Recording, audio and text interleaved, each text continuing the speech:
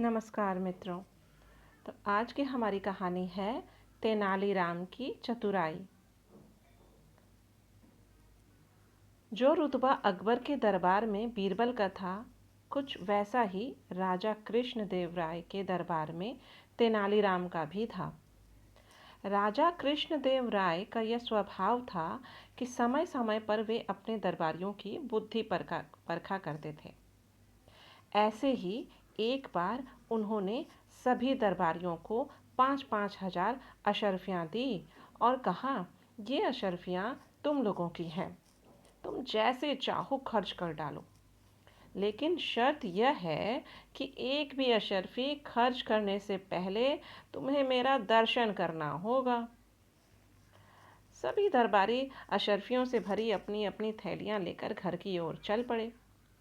कृष्णदेव राय ने तेनालीराम को भी 5-5 हजार अशर्फियों से भरी थैली देते हुए यही कहा। वह भी अशर्फियों वाली थैली लेकर चल पड़ा। अन्य दरबारी बाजार में पहुंचकर जब कुछ खरीदने लगे तो उनके सामने यह समस्या उत्पन्न हुई कि राजा के दर्शन किए बिना अशर्फी कैसे खर्च करें। यह कार्य बहुत विकट था। एक सप्ताह बाद सभी दरबारी दरबार में पहुंचे तो राजा कृष्णदेव राय ने उनसे पूछा, बताओ तुम लोगों ने क्या क्या खरीदा।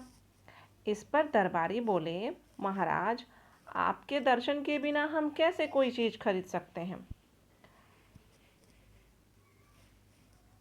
इसलिए अशर्फियां जैसे ले गए थे वैसे ही वापस ले आए, हमने कुछ भी नहीं खरीदा। कुछ ही देर बाद तेनालीराम भी दरबार में आ पहुंचा।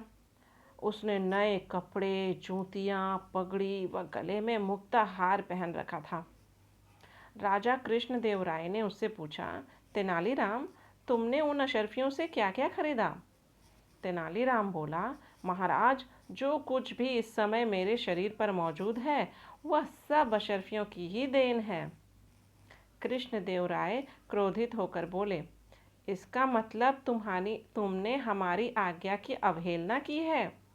इधर राजा को तेनालीराम पर क्रोधित होते देख तेनालीराम से ईर्ष्या रखने वाले दरबारी मन ही मन बड़े प्रसन्न हुए। वे सोचने लगे कि आज तो तेनालीराम अच्छा फंसा, लेकिन तेनालीराम पर भी कोई प्रभाव नहीं पड़ा। वह सदैव की भांति मुस्कुराता रहा। राजा कृष्णदेव राय कुछ कहते इससे पूर्व ही तेनालीराम बोला, महाराज, मैंने आपकी आज्ञा की अवहेलना कभी नहीं की। जब भी मैं कोई चीज़ खरीदता था तब आपके दर्शन करके ही अशर्फी खर्च करता था, लेकिन हम तो महल में थे, तब तुम हमारा दर्शन कैसे करते थे। राजा कृष्णदेव राय ने उससे पूछा। इस पर तेनालीराम बोला, महाराज, आपको शायद याद नहीं कि अशर्फियों पर आपके चित्र बने हैं। उन्हीं चित्रों को देखकर मैं अशर्फी खर्च करता था। परिस्थिति के अनुसार बुद्धि का प्रयोग करने वाला ही चतुर सुजान कहलाता है। तो अच्छी लगी ये कहानी?